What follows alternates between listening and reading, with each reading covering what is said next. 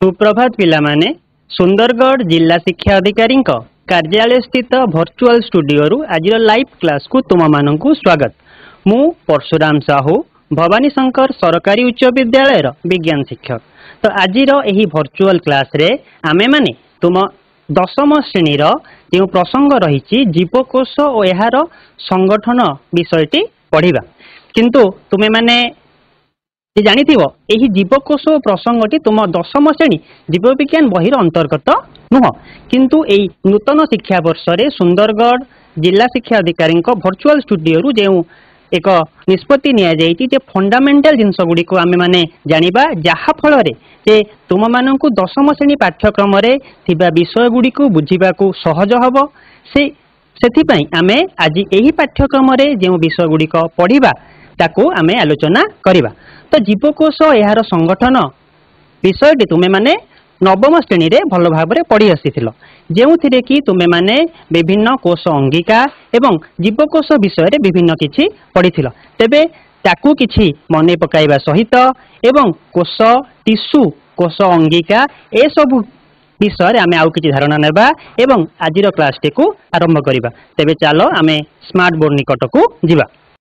हेले पिला माने आज आमे पढ़िबा जीवकोश और यार संगठन। तेबे आज क्लास रे आमे माने कौन कौन पढ़िबा ए आजिर आलोच्य विषय वस्तु कौन कौन रही। आज आम पढ़िबा कोश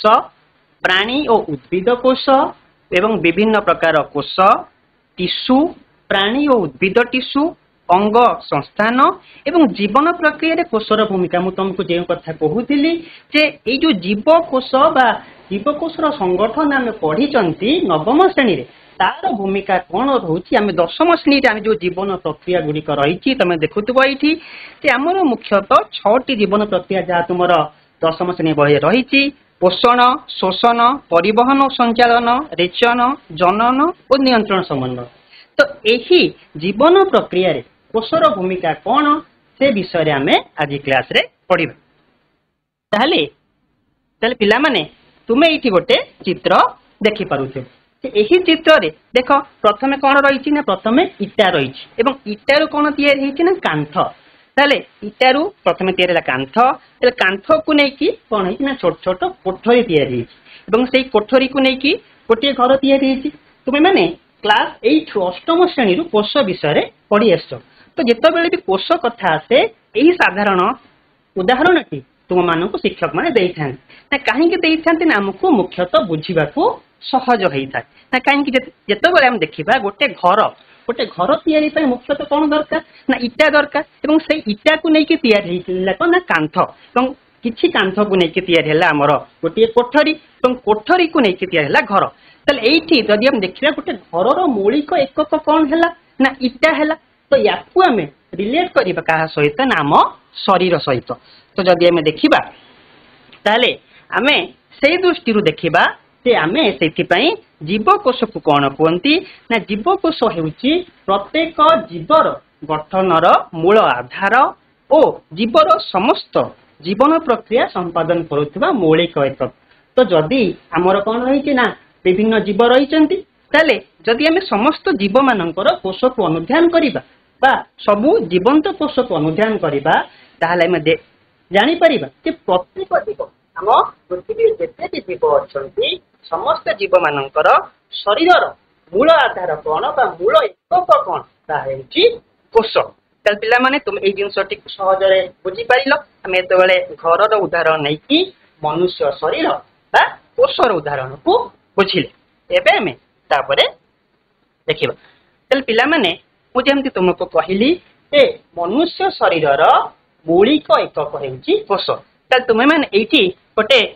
मनुष्य शरीर देखि पारुथबो एवं शरीरर विभिन्न अंगरे रहिथिबा विभिन्न कोश गुड़िक एठी रहिछि। ताल प्रथमे देख एठी मस्तिष्क रे हमर विभिन्न न्यूरॉन गुड़िक रहिछि तापरे लंग्स रे मध्य किछि सेल रहिछि एठी अस्थि रे बोन सेल रही जहाँ तुम्हें क्लास 9 रे मध्य पढ़ीच। एठी लिभर रे हमर यकृत रे कि सेल एवं किडनी बा वृकक रे हमर इटा तुम्हें जो पढ़िबो क्लास 10 पढ़िबो एई जगह तुम जानि परिबो एथिरे मध्य सेल रही एहा होची शुक्राणु एहा एक कोश।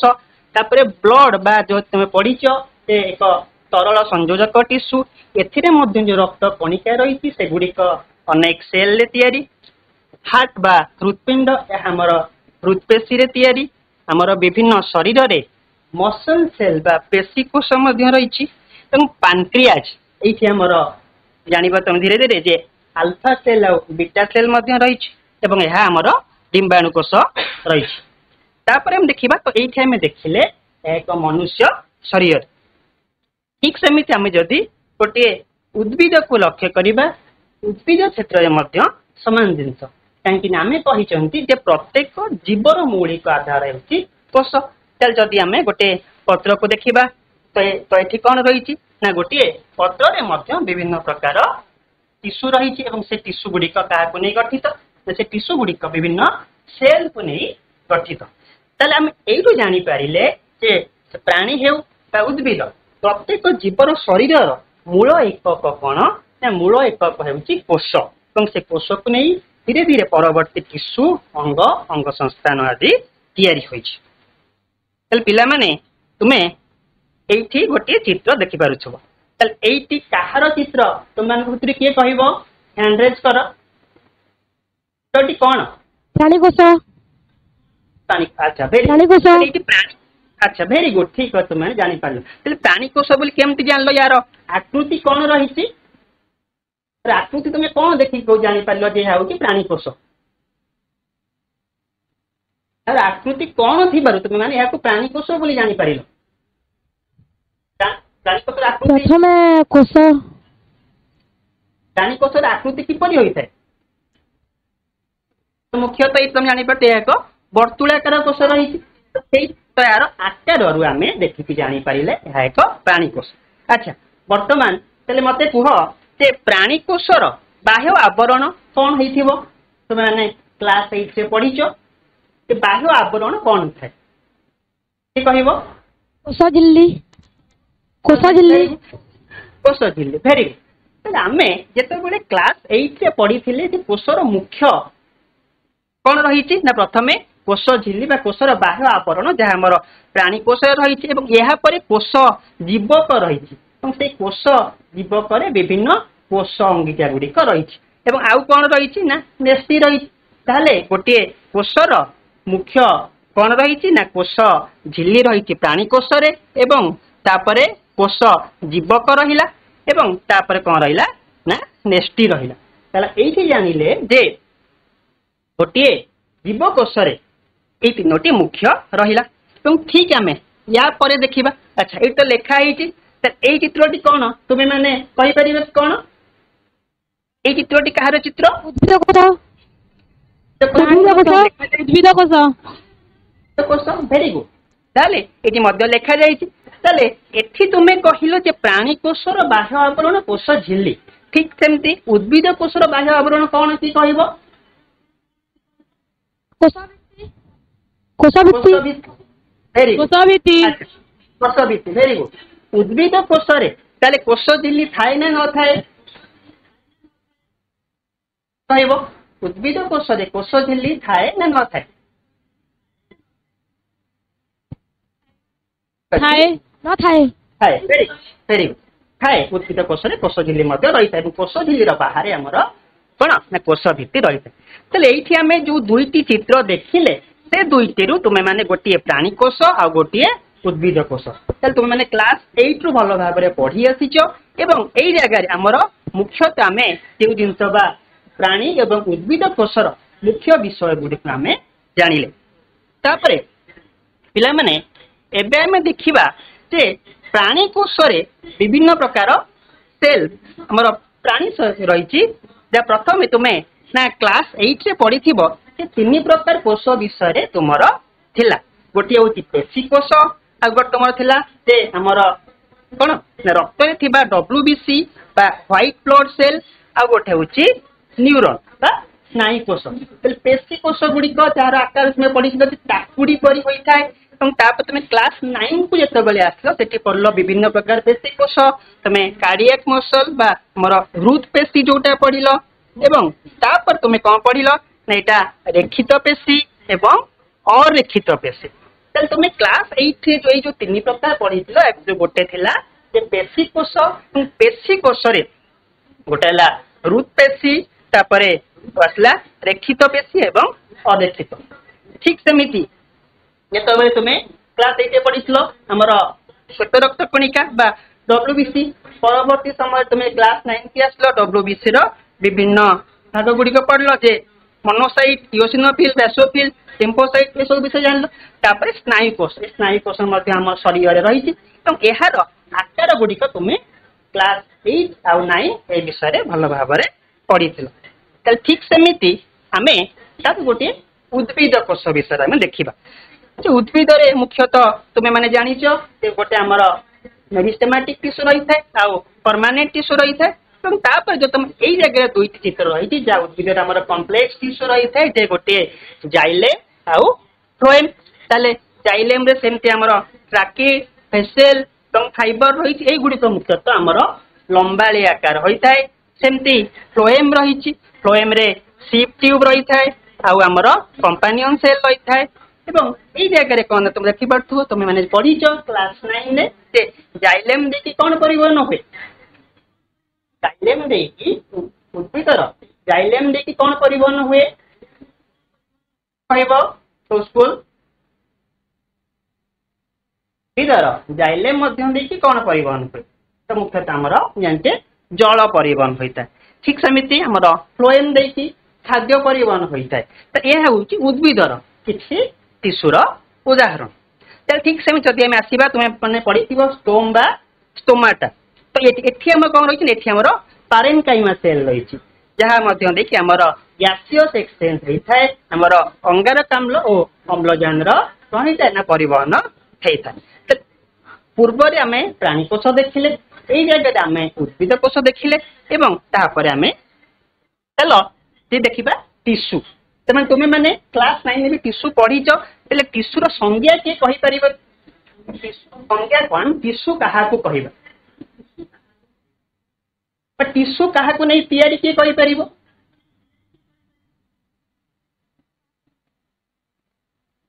स्कूल कहबो टिश्यू क्या नहीं तैयारी ठीक अच्छे तेल आमे माने जानी चंती जे कोन कोष को नहीं टिश्यू तैयारी त तुमे माने क्लास 9 में जा पढ़िलो जे समजातीय कोष उत्पन्न और एका प्रकार कार्य संपन्न होइतबा समाहार को टिश्यू कहा जाय ताल ए टिश्यू आधार आमे देखिबा कि हमर मनुष्य शरीर विभिन्न प्रकार टिश्यू रही माने पढ़िथिल एपिथेलियल टिश्यू पढ़िथिल तापरे मस्कुलर टिश्यू बा हमर पेशी टिश्यू पढ़िथिल हमर स्नायु टिश्यू पढ़िथिल आ मध्य कनेक्टिव टिश्यू बा संयोजक टिश्यू पढ़िथिल तो एठी हमें देखिले जे कोष गुडी को नै हमर कोन तयार हला ना टिश्यू तयार हला तुमको पूर्व रे मसल सेल विषय रे कहिली बा हमर पेशी कोष विषय रे तापर तो एपिथेलियल टिश्यू पढ़लो एपिथेलियल हमर थिला विभिन्न स्तंभाकार हो एपिथेलियम तापर घनाकार एपिथेलियम ठीक समिति आमे तले कोन स्नायु कोष मध्य रहिथिला एवं कनेक्टिव टिश्यू जे हमर रक्त रहिथिला ता अस्थि एवं उपास्थि मध्य रहिथिला हमर प्राणी कोष रे ए गुडिक ए टिश्यू गुडिक रहिथिला ठीक सेमति जदि आमे उद्भिद क्षेत्र को आसीबा तो उद्भिद रे हमर मुख्यतः कौन रही ना प्रथम मुझे कहली आमर कौन रही ना मेरिस्टेमेटिक टिश्यू रही तो मेरिस्टेमेटिक टिश्यू आमर अग्रस्थ मेरिस्टम और पार्श्वस्थ मेरिस्टम एवं अंतर्विष्ट मेरिस्टम रही ठीक सेमती आसला आमर पारेनकाइमा टिश्यू पोलेनकाइमा एवं स्क्लेरेनकाइमा तापर आमर जमती कहली जार पूर्व जाइलेम आउ फ्लोएम टिश्यू रही ये देखिले प्राणी और उद्भिद क्षेत्र रही विभिन्न टिश्यू गुड़ी जहाँ क्या नहीं तैयारी जहाँ आमर कोष मान तैयारी ठीक सेमती बर्तमान आम देखा ठीक जमी आम पढ़ी जे कोष को नहीं टिश्यू टिश्यू को नहीं टिश्यू संस्था तापर अंग एवं अंग संस्थान तैयारी तो ये देखा यही जगह कौन है तुम्हें देखु प्रथम रही विभिन्न सेल रही से सेल गुड़ी को नहीं कौन से सेल गुड़ी को नहीं टिश्यू तैयारी से टिश्यू को नहीं हम विभिन्न अंग एवं अंग संस्थान तैयारी प्रथम देखिपो जे आमर एपिथेलियल सेल से एपिथेलियल सेल को नहीं कौन तैयारी है ना एपिथेलियल टिश्यू एपिथेलियल टिश्यू जहाँ आमर विभिन्न आमर चर्म रे रहिला एवं तापर देख ये मोर बोन सेल बा अस्थि कोष रहिला एवं अस्थि कोष को नहीं हमर अस्थि टिश्यू तापर ताहा हमर विभिन्न बोन रे रहिला तापर कॉलमनार एपिथेलियम हमर स्तंभाकार एपिथेलियम ता हमर हम देखिबा आगु को हमर श्वासनली रे रहिछि श्वासनली रे हम देखिबा तापर ताहा को नै कि एक को अंग ना लंग्स बा हमर फुसफुस रही एवं ताकू हमर रेस्पिरेटरी सिस्टम रे रहिला ठीक सेमती स्केलेटल मसल सेल जे हमर विभिन्न मसल बा हमर पेशी रे रहिछि ताले स्केलेटल मसल को नै तियाटेला स्केलेटल मसल टिश्यू एवं स्केलेटल मसल टिश्यू जहाँ हमर विभिन्न मसल रे रहिछि एवं ताकू नै कि तियार हैला मस्कुलर सिस्टम ठीक सेमती तापर हम जेमते पढिले न्यूरॉन बा नर्व सेल स्नायु कोष में पढितिले स्नायु कोष को नै कि हम तियार हैला स्नायु टिश्यू तियार हैला जे हमर ब्रेन रे रहिछि एवं अन्य अंश हमर सुषुम्ना कांड रे रहिछि एवं अन्य ताकू नै कि तियार हैला नर्वस सिस्टम एवं ठीक सेमती आमे पढितिले जे एरिथ्रोसाइट बा एठी आरबीसी हमर विभिन्न रक्त कणिका रहिछि जेमती रेड ब्लड सेल बा होछि आरबीसी आ डब्ल्यूबीसी ताकू नै तियार हैला कनेक्टिव टिश्यू बा तरल संयोजक टिश्यू तुमे जहा क्लास 9 ने पढिथिला एवं ताकू सब नै तियार हैला हमर कोन हैला हृदपिंड तो ताकू सब नै तियार हैला हमर सर्कुलेटरी सिस्टम ठीक सेमिते देखिबा एठी क्यूबोइडल एपिथेलियम बा हमर कोन घनाकार एपिथेलियम रहिला ताकू नै तयार हैला हमर पाकस्थली रे थिबा पाकस्थली रो हमर बाह्य आवरण एवं ताकू स्टोमाक पाकस्थली तयार हैला एठी हमर डाइजेस्टिव सिस्टम बा परिपाक तंत्र तयार तो एई जगह रे हमें मुख्यतः देखिले जे कोन जे टिश्यू प्रथमे कोष को नै कि परि टिश्यू तयारी टिश्यू को नै कि परि अंग एवं अंग को नै अंग संस्थान के परि भाबे तयारी तेरे जहाँ हमें पूर्व रे पढ़ी थिले जे कोन कोष हेउची जीव शरीर गठन मूल एक ताहा हम एठी जानि परले जेतु संपूर्ण जीव शरीरटी केउ मानन को नै तयारी ना टिश्यू को नै तयारी त एठी हमें ताहार प्रमाण मध्य पाई गले एबे हमें तापरे पढ़िबा जे मु तुमको जो जिनस कहूली एही कोष गुड़िक केमिति आमर विभिन्न जीवन प्रक्रिया सहित संबंधित ताले जो जीवन प्रक्रिया गुड़िक तुमर क्लास 10 बही रही से गुड़िक आम देखा ताले आम जानी जे प्रत्येक जीव जिते भी आमर प्राणी उद्भिद रहिले समस्ते कौन करते ना बंचा शरीर में अनेक जैविक प्रक्रिया संपादन कर से जैविक प्रक्रिया गुड़िक कौन कौन ना ठीक आम देखा जमती प्रथम रही पोषण तुम क्लास 10 प्रथम बही प्रथम विषय रही बहु स्कूल कौन आरंभ कर तुम जानी आम देखिए पढ़ा रही शोषण एवं शोषण तापर परिवहन और संचालन तापर रेचन एवं तापर जनन एवं नियंत्रण समूह तो मु तुमको जमती कही जे एही गुड़िक हूँ आमर जीव शरीर होता विभिन्न जीवन प्रक्रिया तो जीवन प्रक्रिया कोशीय स्तर में केमिति होता है जीवन प्रक्रिया गुड़िक कोषर भूमिका कौन रोचे से विषय आम पढ़ा तेज आम गोटे गोटे कर आरंभ करवा पिला तुम्हें प्रथम देखा पोषण पोषण कौन आम जानी प्रत्येक जीव बंची रही खाद्य खाई ये जो खाद्य खाई थाए आमर विभिन्न परिपाक तंत्र रे जाई कहना हजम होता है आम शरीर रे कार्य विनियोग हो आमको शक्ति जगै थे प्रथम आम देखा कि पोषण आम क्या कहवा आम जानी खाद्य ग्रहण आम जो खाद्य खाऊन से गुड़िक जटिल खाद्य थी खाद्यर सरलीकरण हो प्रथम आम देखिले खाद्य ग्रहण जटिल खाद्यर सरलीकरण एवं से खाद्य गुड़िक सरलीकृत हो सारू से खाद्य कहते अवशोषण होम शरीर में विभिन्न अंग द्वारा अवशोषण हो आत्मीकरण जहाँ तुम्हें धीरे धीरे पढ़ जो क्लास 10 पढ़ा ताले आम जानिले जे पोषण आम क्या कहले खाद्य ग्रहण और जटिल खाद्यर सरलीकरण ଏବଂ ଯୋଉ ଖାଦ୍ୟ ଗୁଡ଼ିକ ସରଳୀକୃତ ହେଲା ସେଇ ସରଳୀକୃତ ଖାଦ୍ୟର ଅବଶୋଷଣ ଆଉ ଆତ୍ମୀକରଣ ପ୍ରକ୍ରିୟାକୁ ଆମେ ପୋଷଣ ବୋଲି କହିବା। ଆମେ ତ ଜାଣିଛ ଯେ ପୋଷଣ ପ୍ରକ୍ରିୟା କଣ, କିନ୍ତୁ ଏଇ ପୋଷଣ ପ୍ରକ୍ରିୟାରେ କୋଷର ଭୂମିକା କଣ ରହୁଛି। ତାହେଲେ ତୁମେ ମାନେ ଯେତେବେଳେ ପୋଷଣ ବିଷୟଟି ପଢିବ ପାକ ନଳୀ ପାକ ତନ୍ତ୍ର ବିଷୟ ପଢିବ, ତୁମେ ଏଠି ଦେଖିପାରୁଥିବ ଯେ ଆମେ ଯେତେବେଳେ ପ୍ରଥମେ ଗୋଟେ ଖାଦ୍ୟକୁ ଖାଉଛନ୍ତି, ସେ ଖାଦ୍ୟଟି ପ୍ରଥମେ ପାଟି ଖାଉଛନ୍ତି, ପ୍ରଥମେ ଆମର ତାହା ମୁଖ ଗହ୍ୱର ବାଟ ଦେଇକି ଗଲା। ନା କାହା ବାଟ ଦେଇକି, ନା ମୁଖ ଗହ୍ୱର ବାଟ ଦେଇକି। ତ ସେଠି ରହିଛି କଣ, ନା ସେଠି ଲାଳ ଗ୍ରନ୍ଥି ରହିଛି ଏବଂ ସେଇ ଲାଳ ଗ୍ରନ୍ଥି କଣ କ୍ଷରଣ ହବ, ନା ଟାଇଲିନ୍ କ୍ଷରଣ ହେଲା।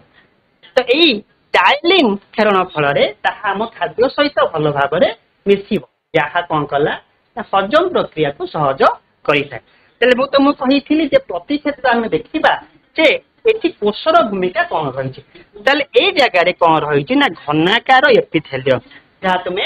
ପଢିଥିଲ ନବମ ଶ୍ରେଣୀରେ। ତାହେଲେ ଆମେ ଦେଖିଲେ ଯେ ମୁଖ ଗହ୍ୱରରେ କଣ, ନା ଆମର ଲାଳ ଗ୍ରନ୍ଥି ରହିଛି ଏବଂ ସେ ଲାଳ ଗ୍ରନ୍ଥିରୁ ଟାଇଲିନ୍ କ୍ଷରଣ ହୁଏ ଏବଂ ଏଇ ଜାଗାରେ ଘନାକାର ଏପିଥେଲିୟମ ରହିଛି। ଠିକ ସେମିତି ଆମେ ଯଦି ତା ପରକୁ ଆସିବା, ଖାଦ୍ୟଟି ତା ପରବର୍ତ୍ତୀ ଷ୍ଟେଜରେ ମୁଖ ଗହ୍ୱର ପରେ କୋଉଠିକି ଆସିବ, ନା ଗ୍ରାସ ନଳୀକି ଆସିବ। ଗ୍ରାସ ନଳୀରେ କଣ ରହିଛି, ନା ପେଶୀ କୋଷ ରହିଛି। ପେଶୀ କୋଷର ମୁଖ୍ୟତଃ ତମେ କଣ ଜାଣିଛ, ନା ଏହାର ସଂକୋଚନ ପ୍ରସାରଣ ହୋଇଥାଏ। ଯେତେବେଳେ ପେଶୀ କୋଷର ସଂକୋଚନ ପ୍ରସାରଣ ହୋଇଥାଏ, ଏଇ ଜାଗାରେ ଆମର ପୁରସରଣ ବା ପେରିଷ୍ଟାଲସିସ୍ ପ୍ରକ୍ରିୟା ଦ୍ୱାରା ଖାଦ୍ୟଟିର ଗତି କରିଥାଏ। ଖାଦ୍ୟଟି କଣ କରିଥାଏ, ନା ଗତି କରିଥାଏ। ତାହେଲେ ଆମେ ପ୍ରଥମେ ଦେଖିଲେ ଯେ ମୁଖ ଗହ୍ୱର ବାଟ ଦେଇ ଖାଦ୍ୟ ଆସିଲା, ସେଠି ରହିଲା ଘନାକାର ଏପିଥେଲିୟମ ଏବଂ ତାପରେ ଆସିଲା ଗ୍ରାସ ନଳୀ। ଗ୍ରାସ ନଳୀରେ ଆମର ଯୋଉ ପେଶୀ କୋଷ ରହିଲା ତାହା କଣ କରେ, ନା ତାହାର ସଂକୋଚନ ପ୍ରସାରଣ ଫଳରେ ସିଏ କଣ କଲା, ନା ସେଇଠି ଆଗରେ ପୁରସରଣ ବା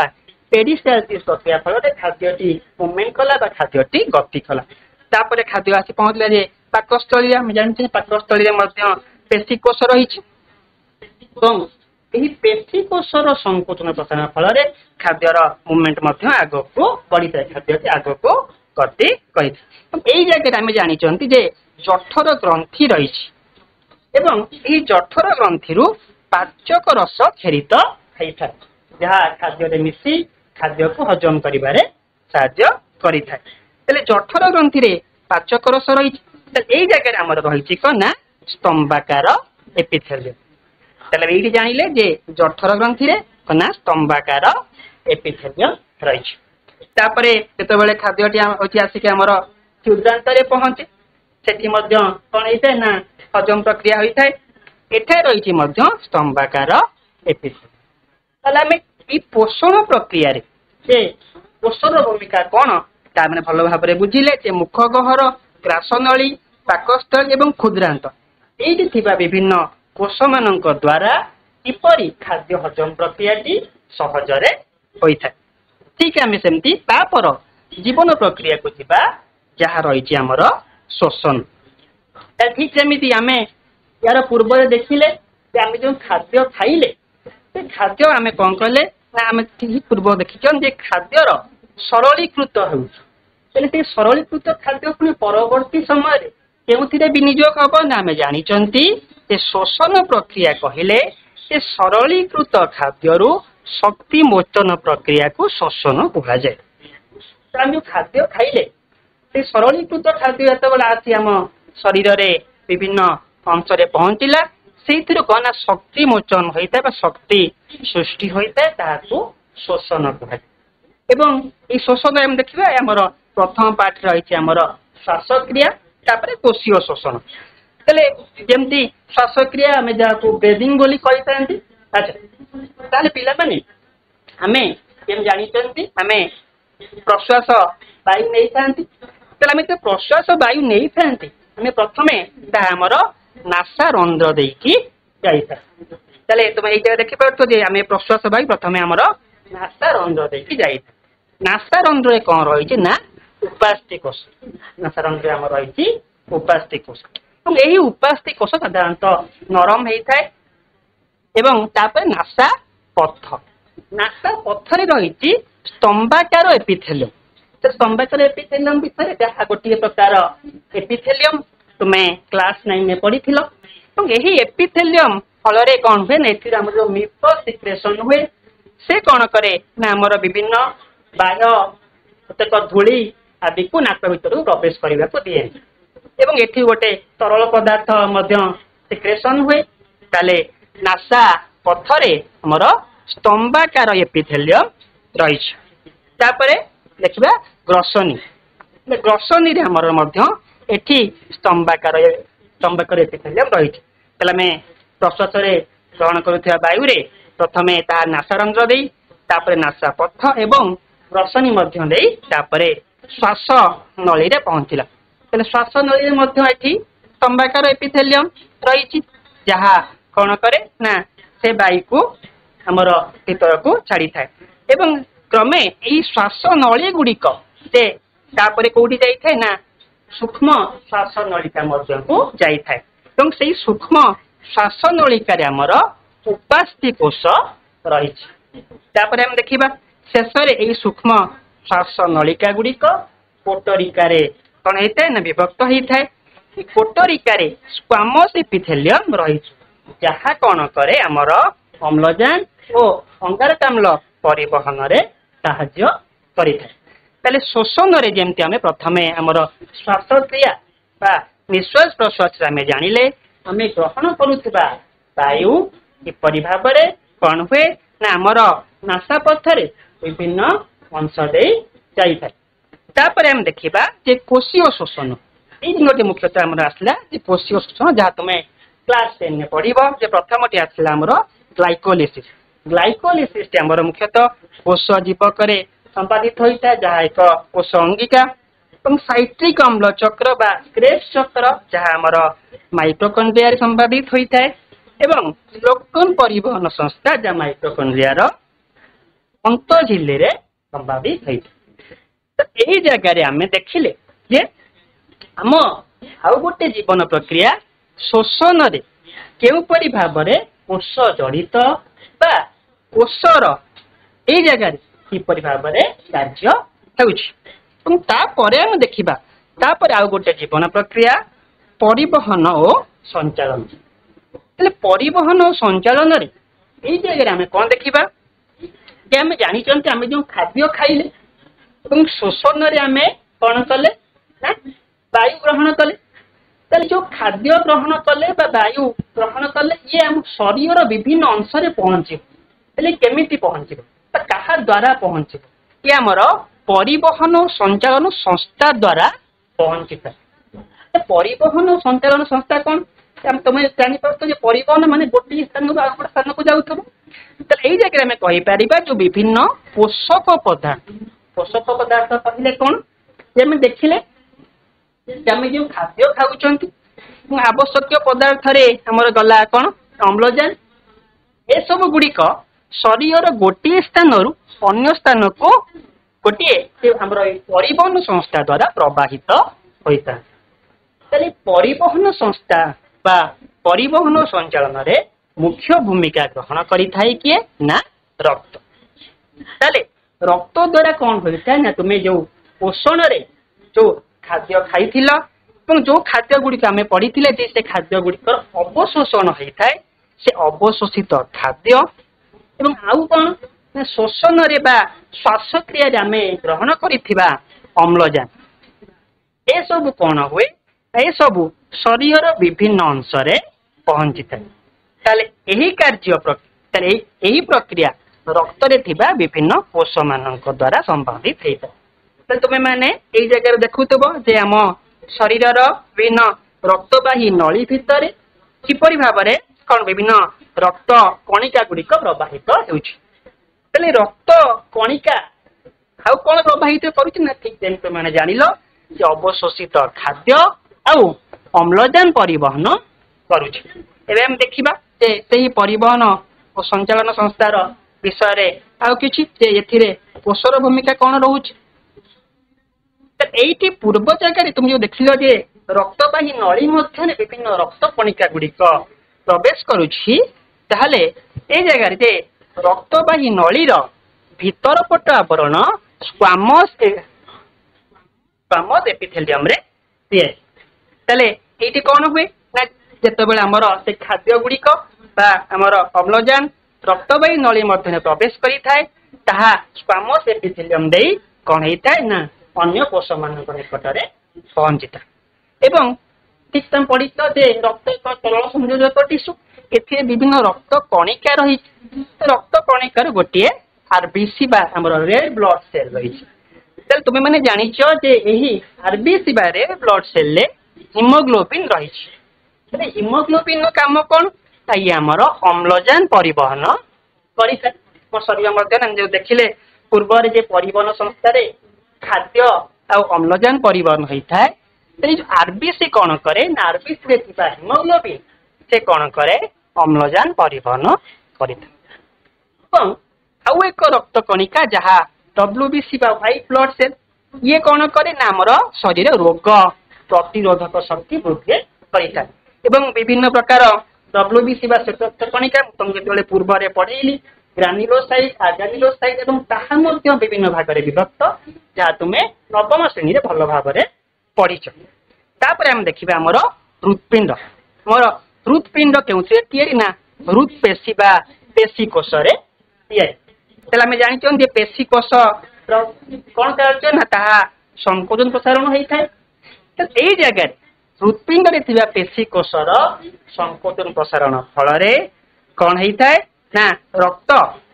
र गति सहज रे होई थाए यही जगह आम परिवहन और संचालन संस्था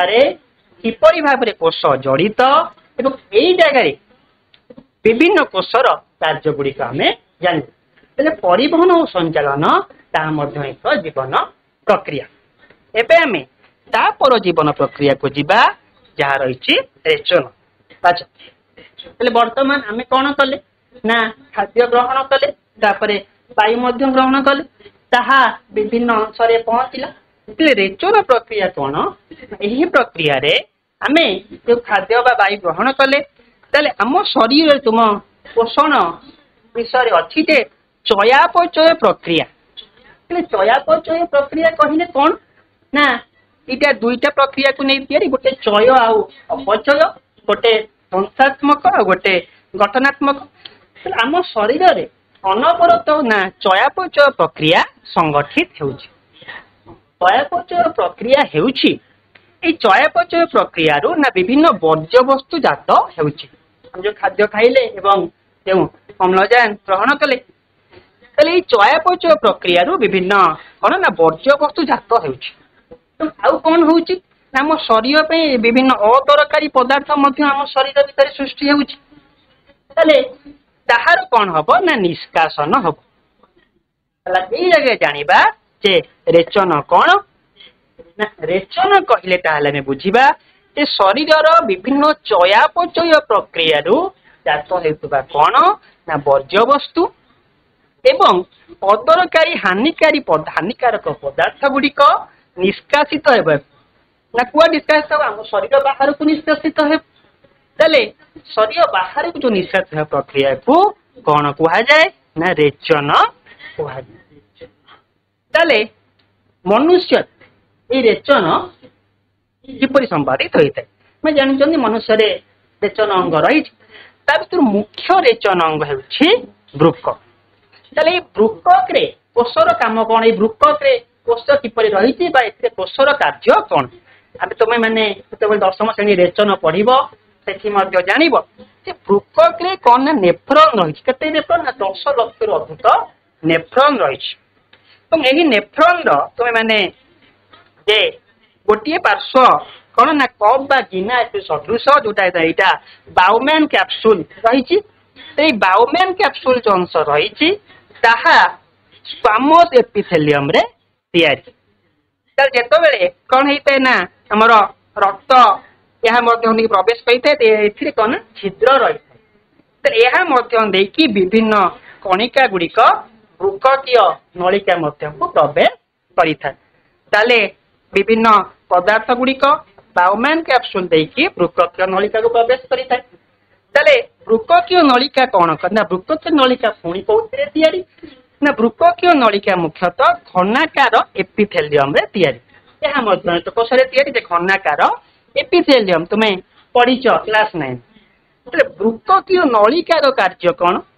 ना से बायोमेन कैप्सूल देखी आसीथिबा रक्तवाही नली देकी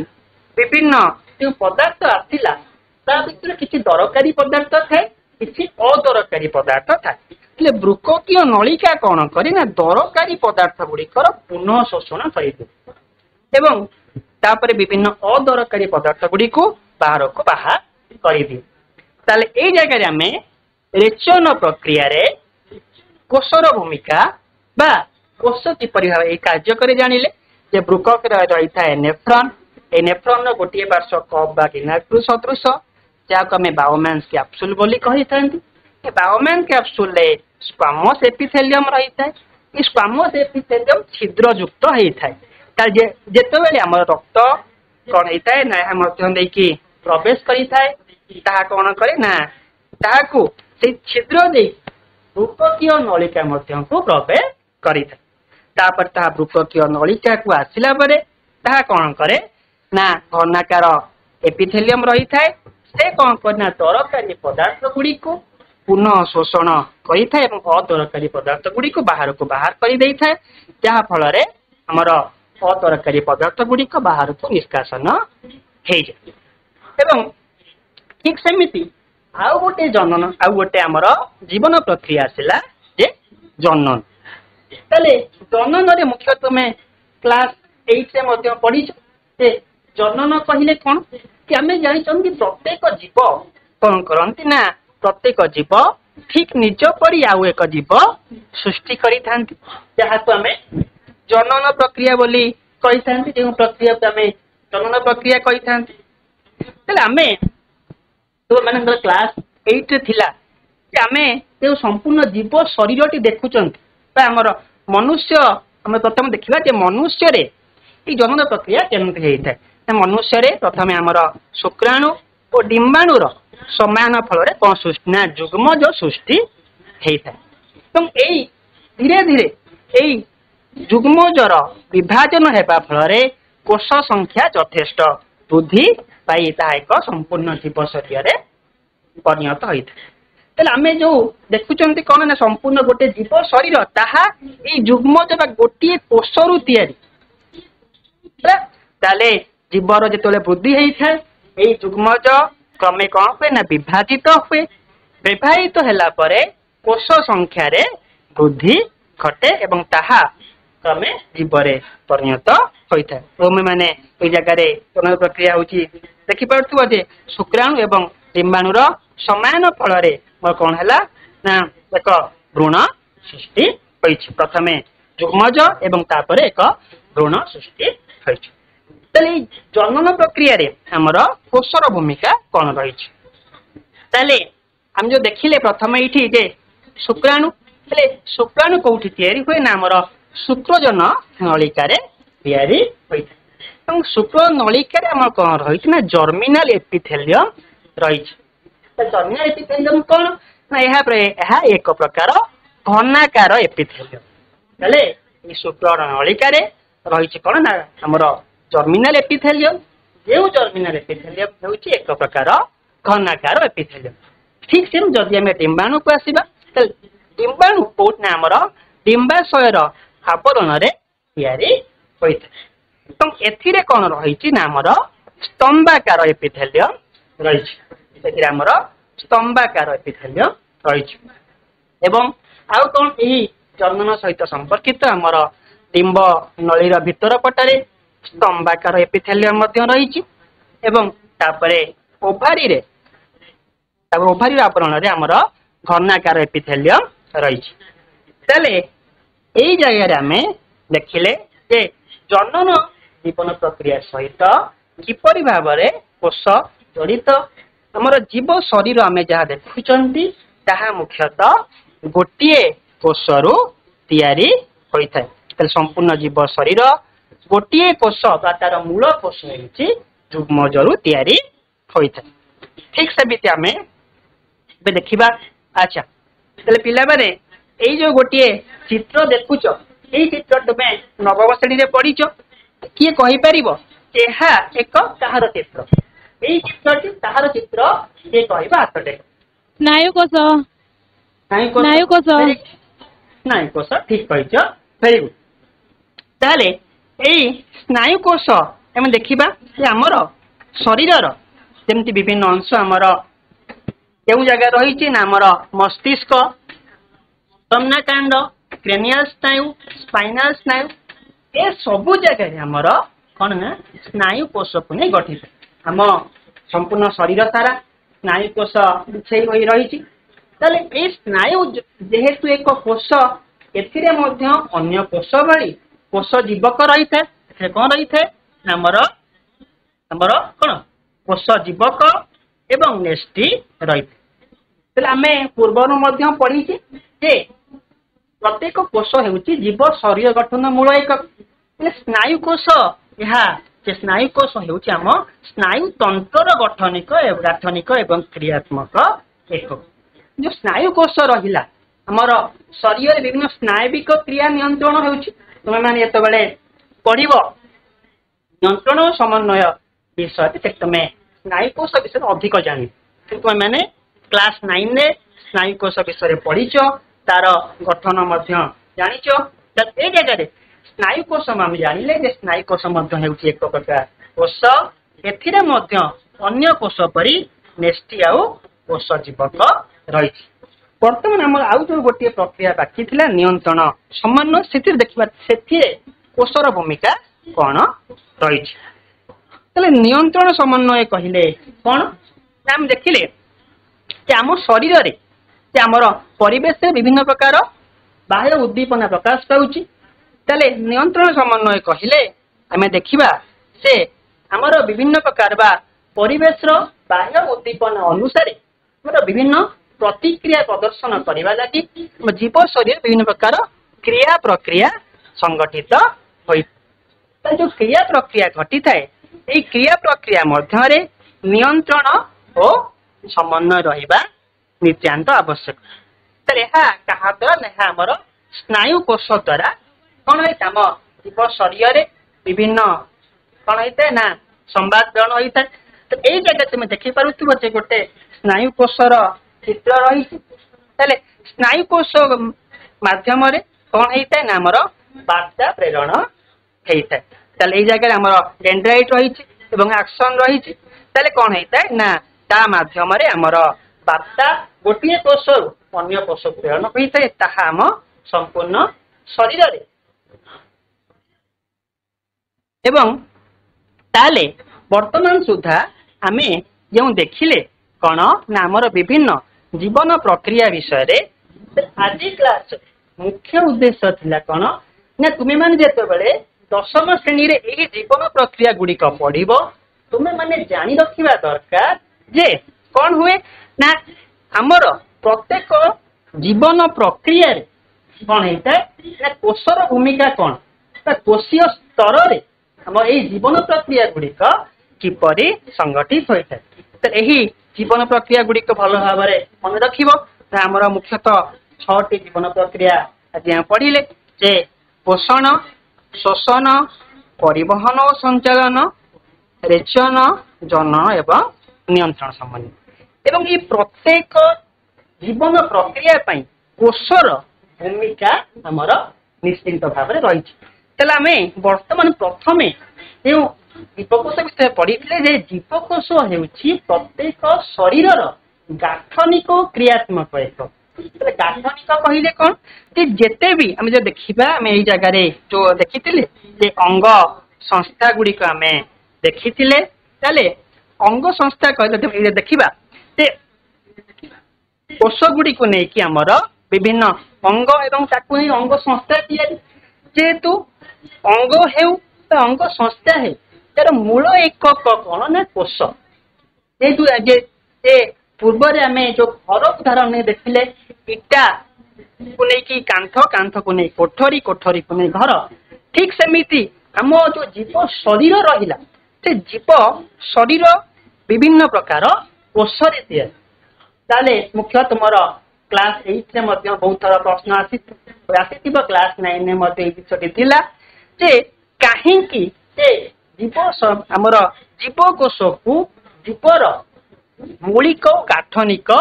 क्रियात्मक एकक बोली कहा जाए। तार एई जिंस तुमे माने भल भाबरे बुझी पारलो। आशा करूची आज क्लास तुमे माने भल भाबरे बुझी पारथिबो एवं आज क्लास रो शेष रे जे गुडी को हमर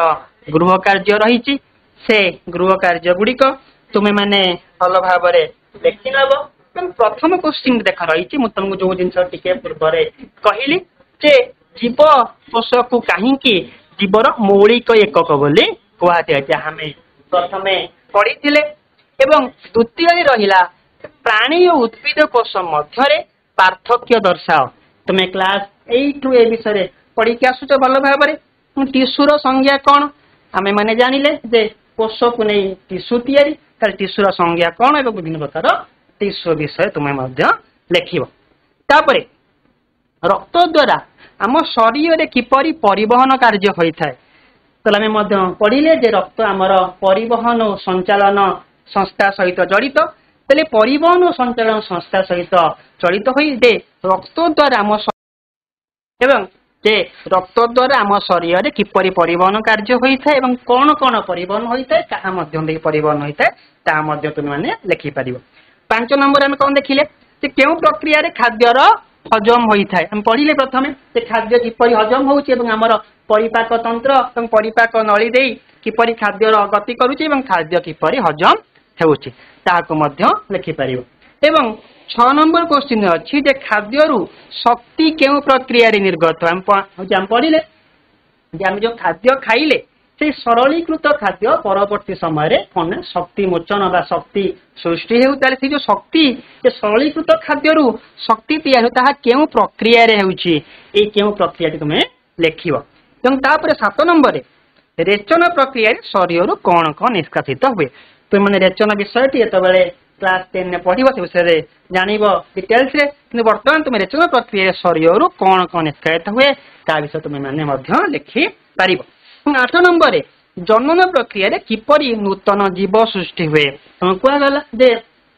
प्रत्येक जीव जे आमर मनुष्य क्षेत्र में किपरि कौन ना शुक्राणु एवं डिम्बाणु मिसी बा डिम्बाणु समान हो जुग्मज होता है तापरे कौन होता है ना आमर नूतन जीव सृष्टि होता है। एवं परिशेष तापरे स्नायुकोश किपरि कार्य करे तुम मैंने क्लास 9 में स्नायुकोश विषय पढ़ीच कि स्नायुकोश किपरि कार्य करे ता विषय मध्य तुम मैंने लिखिब। एवं एटा मध्य तुम बहुत क्लास 9 ने इम्पोर्टेंट थिला एवं क्लास 10 ने मध्य रही स्नायुकोशर नामांकित चित्र अंकन कर गोटे स्नायुकोश करी तार विभिन्न कौन कर नामांकित कर आज गृह कार्य गुड़ी को तुम मैंने लिखि नब तुम विद्यालय विज्ञान शिक्षक मानक खातार करी देखाइब। आशा करुच्ची आज क्लास टी तुम मानक सफल हो तुम्हें मैंने बहुत किसी जानी तुम्हें मैंने क्लास को जिते आउ थे तुम्हें जिते नवम श्रेणी जीवकोश विषय पढ़ ताकू 10th रे थिबा विभिन्न जीवन प्रक्रिया सहित रिलेट करिवो तुम्हें आउ ताकू भल भाव बुझी पारिबो। तेणु समस्त आउ थे धन्यवाद।